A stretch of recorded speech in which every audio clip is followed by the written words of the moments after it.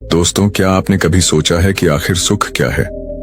क्यों हम हमेशा उन चीजों के लिए दुखी रहते हैं जो हमारे पास नहीं है, जबकि सच्ची खुशी तो उन्हीं चीजों में छिपी होती है जो हमारे पास अभी हैं। हम अपनी आंखें खोलकर देखें तो पाएंगे कि हम जितने दुखी महसूस करते हैं उससे कहीं ज्यादा हमारे पास खुश होने की वजहें हैं। आज मैं आपको एक ऐसी कहानी सुनाने जा रहा हूं जो न सिर्फ आपके मन की आंखें खोल देगी, बल्कि यह सिखाएगी कि सुख और दुख आपके बाहरी हालातों पर नहीं, बल्कि आपके नजरिए पर निर्भर करते हैं। यह कहानी है एक गरीब व्यक्ति की है जो अमीर बनने की चाह में हमेशा दुखी रहता था। लेकिन एक दिन एक बौद्ध भिक्षु ने उसे सिखाया कि असली सुख कहां पाया जा सकता है। तो दोस्तों, अंत तक इस कहानी को ध्यान से सुनिएगा, क्योंकि यह कहानी आपके जीवन को बदल सकती है और आपके अंदर एक नई ऊर्जा, एक नई सोच पैदा कर सकती है। तो आइए चलते हैं गौतम बुद्ध की शिक्षाओं से प्रेरित इस अनमोल कहानी की ओर। बहुत समय पहले की बात है। एक नगर में एक बहुत ही गरीब व्यक्ति रहता था। वह जब भी किसी धनी व्यक्ति को देखता तो वह मन ही मन बोलने लगता और कहता, हे भगवान, तूने मुझे इतना गरीब क्यों बनाया? इन अमीर व्यक्तियों को देखो, यह लोग कैसे ढंग से खेल रहे हैं, जीवन का आनंद ले रहे हैं, और एक मैं हूं जो हर रोज एक एक पैसे के लिए तरस जाता हूं। मेरे पास तो फूटी कौड़ी तक नहीं है और ये लोग पैसे बर्बाद कर रहे हैं। हे भगवान, मुझे भी अमीर बना दे। एक दिन वह व्यक्ति इसी तरह बोल रहा था, तभी उसके पास से एक बौद्ध भिक्षु गुजर रहे थे। उन भिक्षु ने उस गरीब व्यक्ति की सारी बातें सुन ली। फिर वो बौद्ध भिक्षु उस व्यक्ति से कहते हैं, क्या बात है भंते, तुम इतने परेशान क्यों हो? तुम इतने दुखी क्यों लग रहे हो? क्या कोई तकलीफ है तुम्हें? तभी वह व्यक्ति कहता है, हे गुरुदेव, मैं बहुत दुखी हूं, मैं बहुत गरीब हूं। मेरे पास तो खाने के लिए पैसे नहीं बचते। मैं एक एक पैसे के लिए तरस जाता हूं। इस दुनिया में मेरा कोई नहीं। मैं सुखी होना चाहता हूं। मुझे सुखी होना है, मुझे अमीर होना है। हे गुरुवर, क्या आप मुझे कोई ऐसा उपाय बता सकते हैं जिससे मैं जल्द से जल्द अमीर हो जाऊं और मेरे पास किसी चीज की कोई कमी ना रहे? उस व्यक्ति की ये बात सुनकर उन बौद्ध भिक्षु ने उस व्यक्ति की तरफ ध्यान से देखा और फिर उस व्यक्ति को कहते हैं, भंते, तू मेरे साथ चल। इतना कहकर वो भिक्षु उस गरीब व्यक्ति को एक अमीर व्यक्ति के घर ले गए। उस अमीर के घर को देखकर उस गरीब व्यक्ति की आंखें फटी की फटी रह गईं। उस गरीब व्यक्ति ने उन भिक्षु से कहा, हे गुरुवर, इतना अमीर होने के लिए तो मैं कुछ भी कर सकता हूं। यदि मेरे पास इतने पैसे हो तब तो क्या ही बात है, इस घर में तो कितना आनंद आता होगा। तभी वह भिक्षु मुस्कुराने लगे और उस गरीब व्यक्ति से कहते हैं, इसलिए तो मैं तुम्हें यहां पर लाया हूं। इतना कहते हुए भिक्षु उस व्यक्ति को उस घर के मालिक के पास ले जाते हैं और उस अमीर व्यक्ति से कहते हैं, तुम्हारे पास तो इतनी धन दौलत है, इतना आलीशान घर और सारे ऐशो आराम है, क्या तुम सुखी हो? तभी वो व्यक्ति जरा सा मायूस होकर उन बौद्ध भिक्षु से कहता है, हे गुरुवर, कैसा सुख? केवल धन दौलत होने से सुख तो नहीं आ जाता। मैं तो जन्म से ही अंधा हूं और एक अंधे के जीवन में सुख कैसे हो सकता है? सुखी तो वे लोग हैं जिनके पास आंखें हैं, जो लोग इस संसार को देख पा रहे हैं, इसकी खूबसूरती को आंख भर के निहार पा रहे हैं। हे गुरुवर, मैं तो बस इतना ही चाहता हूं कि केवल मुझे कुछ पलों के लिए ही सही, लेकिन इस संसार को देखने का अवसर प्राप्त हो। मैं कम से कम एक बार अपने माता पिता, अपने रिश्तेदारों को देख सकूं, और इसके लिए चाहे मुझसे मेरी कोई पूरी दौलत ही क्यों ना ले ले, मैं देने के लिए तैयार हूं। मैं इतना दुखी हूं जितना दुखी और कोई नहीं हो सकता। हे ईश्वर, आपने मुझे अंधा क्यों बनाया? तभी उन बौद्ध भिक्षु ने उस गरीब व्यक्ति की ओर इशारा करते हुए कहा, तुम्हारे पास एक बहुत बड़ा अवसर है। यदि तुम चाहो तो केवल अपनी आंखें देकर तुम इस अन्य व्यक्ति की सारी धन दौलत ले सकते हो और उसके बाद तुम भी अमीर बन जाओगे, तुम भी सुखी हो जाओगे, तुम्हें तुम्हारा सुख मिल जाएगा और इस अंधे व्यक्ति को उसका सुख प्राप्त हो जाएगा। तभी वो गरीब व्यक्ति कहता है, नहीं नहीं गुरुवर, आप ये क्या कह रहे हैं? बिना आंखों के मैं अमीर होकर क्या करूंगा? नहीं गुरुवर, मैं अपनी आंखें नहीं दूंगा। तभी वह बौद्ध भिक्षु उस गरीब व्यक्ति से कहते हैं, एक बार फिर से सोच लो, इतना अच्छा अवसर तुम्हें दोबारा नहीं मिल पाएगा। तभी वह गरीब व्यक्ति कहता है, यदि आपके पास कोई और मार्ग है तो बताइए, अन्यथा मैं अपने घर चलता हूं। तभी वह भिक्षु उस व्यक्ति से कहते हैं, ठीक है, ठीक है, यदि तुम अपनी आंखें नहीं देना चाहते तो कोई बात नहीं, हम कोई और रास्ता निकाल लेते हैं। तभी वह बौद्ध भिक्षु उस व्यक्ति का हाथ पकड़कर उसे एक और धनी व्यक्ति के घर ले जाता है। इस धनी व्यक्ति का घर पहले वाले धनी व्यक्ति से और भी ज्यादा विशाल था। यह देखकर वह गरीब व्यक्ति कहता है, अरे अरे, इतना आलीशान घर मैंने आज तक नहीं देखा था। तभी वह बौद्ध भिक्षु उस गरीब व्यक्ति को उस धनी व्यक्ति के पास ले जाते हैं और उस धनी व्यक्ति से कहते हैं, आप तो बहुत सुखी होंगे, आपके पास इतना आलीशान घर है, इतनी धन दौलत है, सारे ऐसो आराम है, आपको तो किसी चीज की कोई कमी नहीं, आप अवश्य ही बहुत सुखी होंगे। तभी वह धनी व्यक्ति मायूस होकर उन बौद्ध भिक्षु से कहता है, आप यह कैसी बातें कर रहे हैं? आप तो जानते हैं कि मेरे दोनों हाथ काम नहीं करते, मैं अपाहिज हूं। ये जो इतनी धन दौलत आप देख रहे हैं, इन्हें देकर भी मैं अपने हाथ वापस नहीं ला सकता, तो ऐसे में यह धन दौलत मेरे किस काम की? इससे तो अच्छा होता कि ईश्वर ने भले ही मुझे गरीब बनाया होता, लेकिन कम से कम मेरे दोनों हाथ मुझे सही दे देता। ना जाने भगवान ने मुझे क्यों अपाहिज बना दिया। जितना दुखी मैं हूं उतना दुखी और कोई नहीं होगा। तभी एक बार फिर उन बौद्ध भिक्षु ने उस गरीब व्यक्ति की ओर इशारा करते हुए कहा, भंते, तुम्हारे पास एक और मौका है, यदि तुम चाहो तो अपने दोनों हाथ देकर इस अमीर व्यक्ति की सारी धन दौलत ले सकते हो। क्या कहते हो, क्या तुम तैयार हो? और अब की बार तो तुम्हें आंखें भी नहीं देनी होंगी, तुम्हारी आंखें तुम्हारे साथ ही रहेंगी। तभी वह गरीब व्यक्ति उन बौद्ध भिक्षु से कहता है, अरे महाराज, आप ये क्या कह रहे हैं? एक अपाहिज होकर मैं इस धन दौलत का क्या करूंगा? क्या आपके पास कोई ऐसा अमीर व्यक्ति नहीं है जिसका पूरा शरीर भी स्वस्थ हो और उसके पास बेशुमार धन दौलत भी हो? तभी वो बौद्ध भिक्षु उस व्यक्ति का हाथ पकड़ करके उसे तीसरे अमीर व्यक्ति के पास ले जाते हैं। उस अमीर व्यक्ति के पास उसका अपना महल था।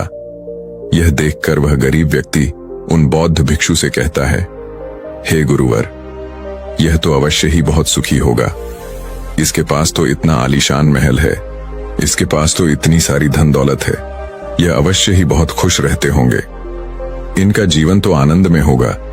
तभी वो बौद्ध भिक्षु उस गरीब व्यक्ति को उस धनी व्यक्ति के पास ले जाते हैं और फिर उस धनी व्यक्ति से कहते हैं, आप तो अवश्य ही खुश रहते होंगे, क्योंकि आपके पास इतना आलीशान महल है, इतनी सारी धन दौलत है, आपके पास तो सारी सुख सुविधाएं भी हैं, आपका जीवन तो आनंद में बीतता होगा।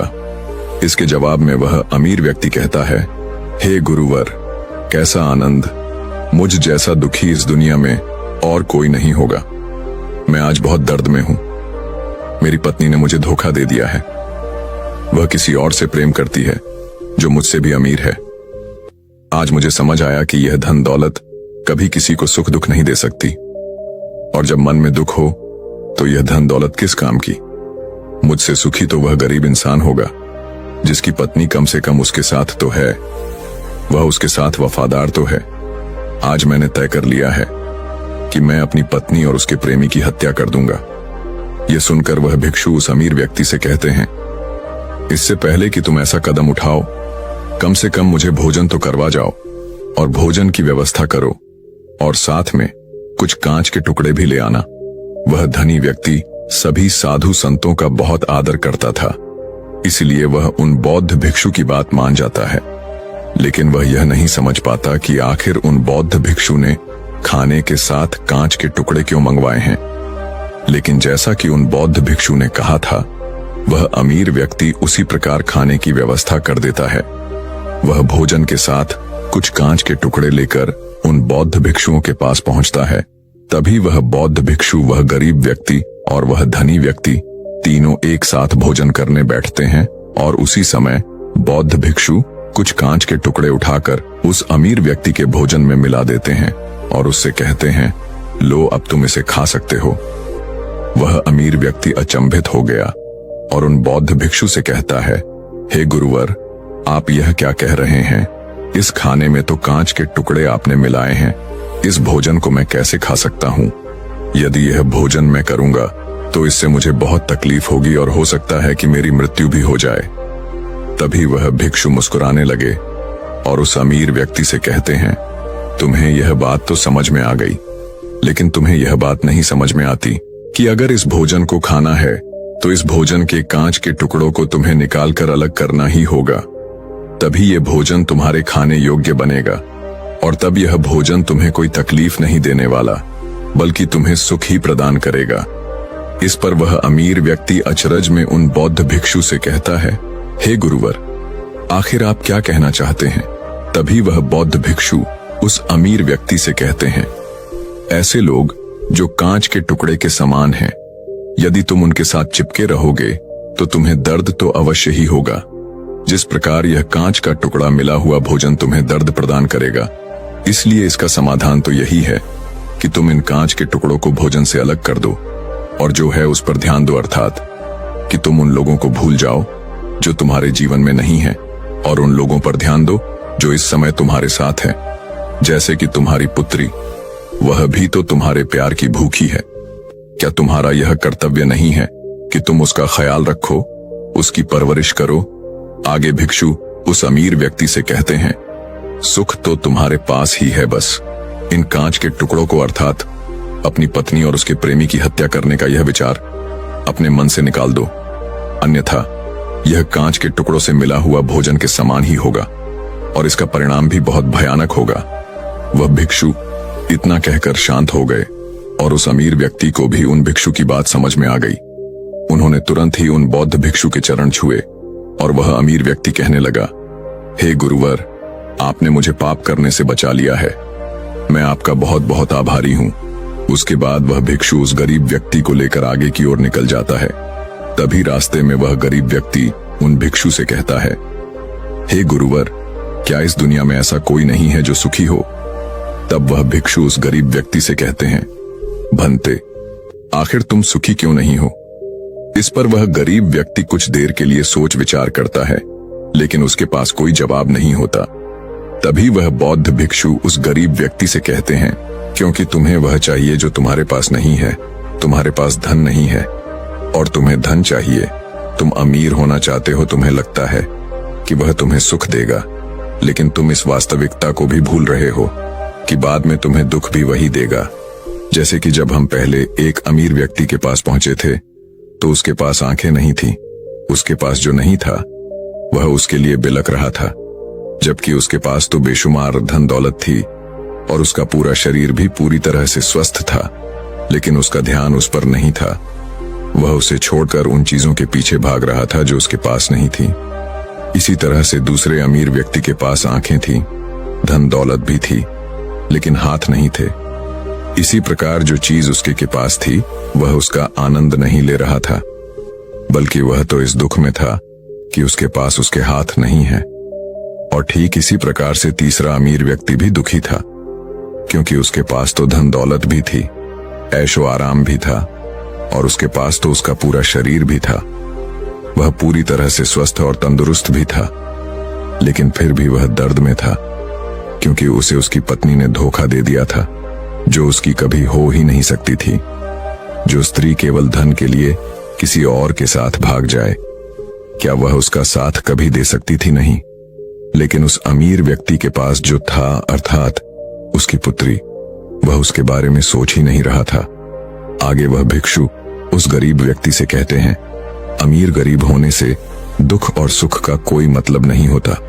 अमीर हो या गरीब, हमारे दुखी होने का एकमात्र कारण यही होता है कि हम हमेशा उन चीजों के पीछे भागते रहते हैं जो हमारे पास है ही नहीं, और जो वर्तमान में हमारे पास है हम उस पर ध्यान ही नहीं देते और ना ही उसका आनंद ले पाते हैं। हम तो केवल भविष्य में घूमते रहते हैं, भूतकाल में अटके रह जाते हैं, और यह सारी गलतियां हम वर्तमान की जमीन पर करते हैं। और यही कारण है कि तुम कभी आनंदित हो ही नहीं पाते, तुम कभी खुश नहीं रह पाते, क्योंकि जो आनंद का समय है, अर्थात वर्तमान का समय, वह तो यूं ही नष्ट हो जाता है। तभी आगे वह भिक्षु उस गरीब व्यक्ति की ओर इशारा करते हुए कहते हैं, भंते, तुम मुझे ये बताओ, क्या तुम्हारे पास उन तीनों अमीर व्यक्तियों के दुखों में से कोई एक भी दुख है? तभी वह गरीब व्यक्ति सोच विचार कर उन भिक्षु से कहता है, नहीं गुरुवर, मेरे पास उन अमीर व्यक्तियों के दुख में से कोई भी दुख नहीं है। इस पर भिक्षु उस गरीब व्यक्ति से कहते हैं, तो फिर तुम दुखी क्यों हो? इसका जवाब देते हुए वह गरीब व्यक्ति उन भिक्षु से कहता है, हे गुरुवर, भले ही मैं उनके मुकाबले सुखी हूं, पर क्या धन कमाना या धन प्राप्त करने की इच्छा नहीं होनी चाहिए? क्या मुझे अपने वर्तमान को इसी तरह से स्वीकार कर लेना चाहिए? क्या मुझे हमेशा इसी तरह से गरीब रहना चाहिए? तभी भिक्षु मुस्कुराते हुए उस गरीब व्यक्ति से कहते हैं, वर्तमान में वर्तमान क्षण का आनंद लो। वर्तमान में ही ऐसे कर्म करो जिससे तुम्हारा भविष्य सुधर सके, लेकिन ऐसी चीजों के पीछे व्यर्थ समय ना गवाओ जो तुम्हारे पास आज नहीं है। जो तुम्हारे पास आज है उसका आनंद लो, और जो तुम पाना चाहते हो उसके लिए केवल कर्म करो, और उस कर्म का फल तुम्हें भविष्य में मिलेगा। यानी इसकी चिंता में भी मत करना, क्योंकि यदि तुम इसकी चिंता में रहोगे तो कभी सुखी नहीं रह पाओगे, भले ही हालात कितने भी बुरे क्यों ना